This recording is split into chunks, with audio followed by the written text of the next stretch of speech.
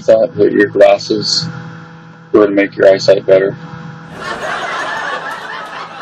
Remember when you told me how when you were little you thought when they told you needed glasses that then you could like stop wearing them and your eyes would be better? You didn't need to wear them anymore? Oh, yeah. Yeah. So the more you wear your glasses, it would eventually correct your vision. Yes. That's her glasses would correct my vision. It should be perfect now. Let's see. 30. 30. Oh, I'm even going to ask you when you got them. That will age you. Nothing ages you. Okay. We're going to start a new series called When the Supernatural Becomes Natural. Now, we know that when we talk about the supernatural, typically it's, amazing miracles, healings, whether they're physical healings, people seeing manifestations of angels and all these near-death experiences, went to heaven, came back experiences. Those are kind of what is usually, lumped under supernatural, and it is. That's supernatural. But I always think of when we were in Tulsa, remember when we went to ORU? We went upstairs in one of the buildings at ORU, the one shaped like a diamond from above. And there was a library. And in that library, or in that area, was the biggest dictionary I've ever seen in my life. And any of you that have been to ORU probably know exactly what we're talking about. That's Oral Roberts University in Tulsa. It was humongous. And we were able to open that up. And in those dictionaries like that, there wasn't just like a few lines of a definition of a word. It broke it way down. Like there was like almost a paragraph and a half under each word, breaking down the meaning of that word and the different examples of that particular word. So we just get excited when we say supernatural that typically in the Christian realm, we think of those things like we've mentioned. You've seen angels, people have grown limbs, people have been miraculously healed. They didn't have a body part inside and it came, and cancer was healed, and all these miracles. And that's all supernatural. But in our experience that we share in our first book of 3-book series, Living Ugly Like Jesus, Talking with, Hearing from, and Trusting God Every Day, A Family's Testimony of Faith, and get that on Amazon, we're talking about daily supernatural, and really supernatural in communication. And of course with that comes your daily Good News Power Journal that accompanies Living Ugly Like Jesus, and we'll talk more about that already for any of you that haven't heard about this, and that's powered by RAM, Revelation Application Manifestation.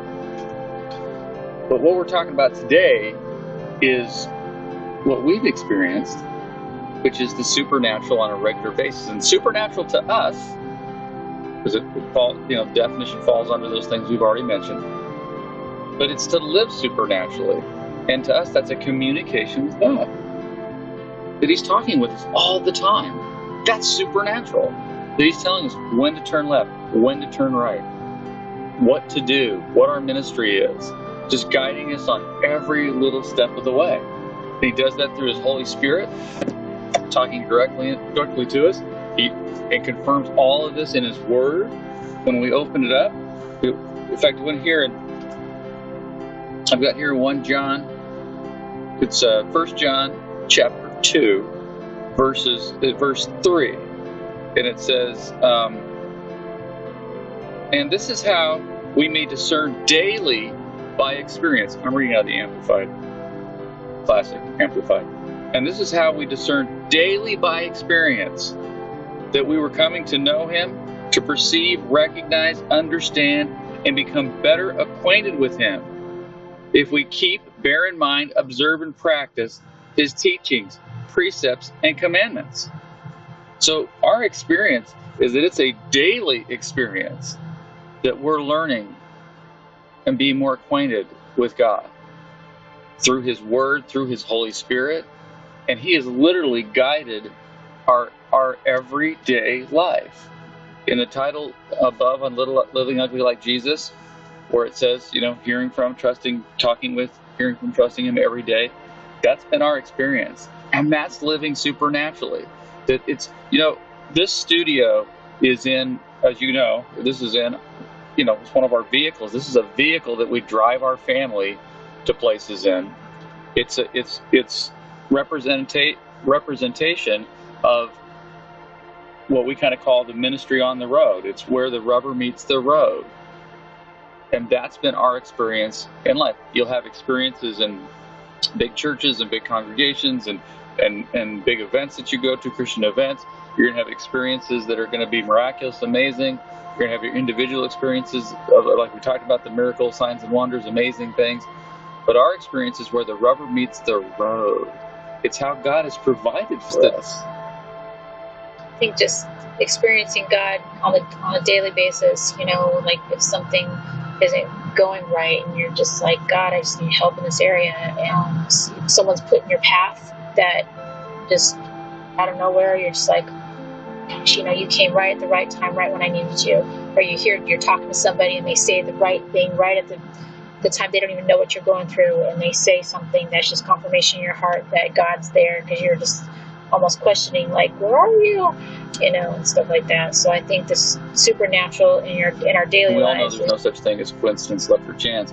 But what we've learned to do is to connect the dots, is to see how He is communicating with us, and that's the supernatural part. When He's speaking through His Word, telling us where to go, what to do, what to teach, what to share, and then again, we do that. We get where we're supposed to go, and then supernatural things. Again, what we define as supernatural things, like you just mentioned, showing up at a place, the housing is already taken care of, food is already taken care of, things we didn't know, things we're just like, how's that going to unfold? How's that going to happen? And yet God prepared people, put it in their hearts to do what they knew to do. People that didn't even know who we were. We've had reliving ugly like Jesus. That's what, again, that whole book is about walking supernaturally. That's a huge part of our testimony. The supernatural can be all of the wondrous miracles and stuff that people define, through different kinds of healings and manifestations. Exactly, and stuff like that, the miracles and stuff like that. But supernatural is also part of our daily lives, and it's walking with God and talking with Him every day, and just being aware of the little miracles and the little signs and wonders that He shows us every day, that comforts us and keeps us looking forward and moving forward in our lives and focusing on the now, and knowing that He is with us daily. We can be comforted by the Holy Spirit and His guidance and His teachings and everything that He has for us, and showing us what our purpose is, and moving in that direction every day. The supernatural becoming natural. Yeah, and that you're walking it every day. Every day. That just communicating with Him is supernatural. And when we put emphasis on that, it raises us up in our awareness of Him, just like in what I just read in 1 John chapter 2. And this is how we discern daily by experience that we're coming to know Him. It's a relationship. You just have to, every day, just like all the other relationships, the natural relationships that we have here on earth, they are also spiritual connections. But as you get closer to God and learn everything that He wants for you and has for you, it not only strengthens your relationship with God and Jesus themselves, and it tunes you into their will, for you, and knowing what you're supposed to do every day, but it also strengthens your relationships with the people around you, family and friends, and new people. Gives you that discernment, just like it says, but just to discern, absolutely, what's right, what's wrong, because you're communicating with Him. I keep saying you. Why do I keep saying you? Because I'm talking to you. I'm not talking to you. I'm talking to me. The supernatural, that's really what we want this series to be about when we say, when the supernatural becomes natural. When it's a phrase that we use, when you do something often enough, it comes natural to you. Or some people, things just come natural to them. So the idea for us is that when you start really understanding and communicating with God, and understanding that just communicating with Him is supernatural, when we get that, again, appearances of angels, miracle healings, all these things, those are supernatural. But it's also supernatural that we get to talk to God every day. I mean, just amazing that he speaks through his Holy Spirit, that he speaks through his word, that these things happen, that we can connect the dots when we recognize each of these occurrences. These aren't random acts. This isn't coincidence, luck, or chance. This is God supernaturally communicating with us. That's what we've mentioned in other clips, that our excitement more at times than the end result of what he's instructing us to do or communicating with us to do is the fact that we're communicating with him. It's like, wow. Some people, when they meet famous people, they'll be really cool, have a great conversation with them, and then they'll walk away going, I just talked to that famous person. They'll get all like, I can't believe I just had that conversation with this famous person. They'll get more excited about the fact that they actually had that conversation with that person than whatever the conversation was about. That's how we want to be with God. That's how we are. We're like, he told us this, I just talked with God. He's just telling me what to do. He's my Father. So that's supernatural. So we want to broaden the understanding of supernatural to say that you can walk in this every day, talking with, hearing from, trusting him every day, and that then the supernatural becomes natural. Yeah, I guess it's kind of like this. Sure. I guess it's like riding a bike, When you first get on, you're all wobbly and all. Yeah. You're like, you're trusting your parent to, hold it. Hold it for you. You're just like, don't let go. Don't let go. And you just kind of keep doing it. And then pretty soon you're kind of like learning the balance of the bike, and you just keep practicing and practicing. Yep.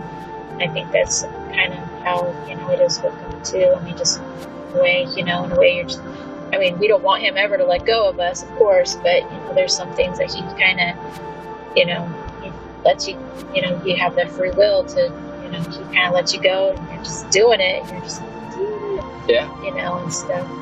He's always there. But he's always there, yeah. You always know he's there. But every day it just gets easier and easier. All right. We just become more in tune and aware of his calling and the way he speaks to you. The way he speaks to us, we get more in tune the way he's speaking to us in our lives, and how we think.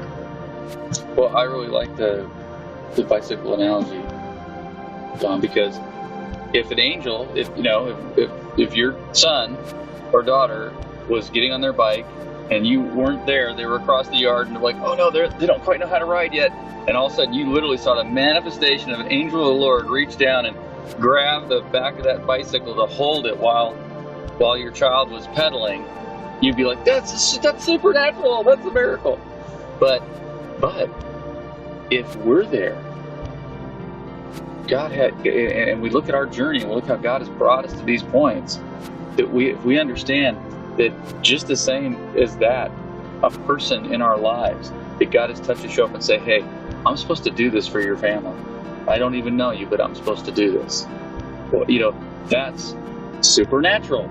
That's a person that just was told by God to come and do something. They didn't even know the whole story. So we understand that that's what we're talking about. That's what this book is full of. Our journey is God communicating with us, and people supernaturally showing up in places to do things that they either would normally do or were guided directly to do, just amazing things. That's supernatural. So the manifestation, whether it's an actual angel that you see that appears, or a person that God has that you couldn't get to the bike, and there was a person walking on the sidewalk that just reached out and held the bike for your child before it fell down.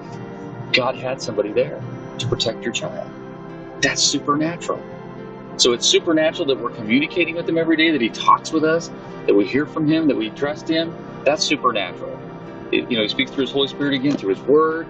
It's supernatural that you get a phone call from someone and said, hey, there's debt, we've had that debt forgiveness, and we're going to pay for this. And we want to do this for you. We heard something and we don't even know you, but we're just led to do this. Supernatural. He tells you to turn left in the city. Holy Spirit, I just knew, go this way. God was just telling me to go this way, and I showed up, and there was somebody there that I was supposed to bless. Supernatural. That's our goal in this series, when the supernatural becomes natural, is that as Christians, as followers of Jesus, that we understand, born again believers, baptized by the Holy Spirit, that we understand that our life is supposed to be supernatural on a daily basis. Right here in 1 John chapter 2, daily by experience. Daily by experience. So that's what we're getting excited about, is to share in this series how, and we're going to share these daily things and communications that are supernatural, connecting the dots of things that have happened, like you've talked about, Dawn, just things showing up right on time, right when we needed them, and that's supernatural. And we've been able to live that way because of our supernatural communication, to God through the Holy Spirit, through His Word, and be able to walk this out. And that's exciting. The most supernatural thing that I've experienced is His peace. Because when Tony and I first got married, I was kind of yeller. Yeah. And when my nest would get ruffled in any way, especially financially, right, I would just come unglued on right, everything, and yeah, I would just lash out, what's going on? We need to do this. And, yeah. aren't you working? Which he was, but, where's all the money? He would be me. Ooh. But it's not like I went out shopping and blew it all or anything like that. It would just end up, I wasn't, I just kind of wasn't aware of all the expenses that were going out and what was coming in, and I wasn't aware of the balancing act of everything and stuff like that. So I just thought,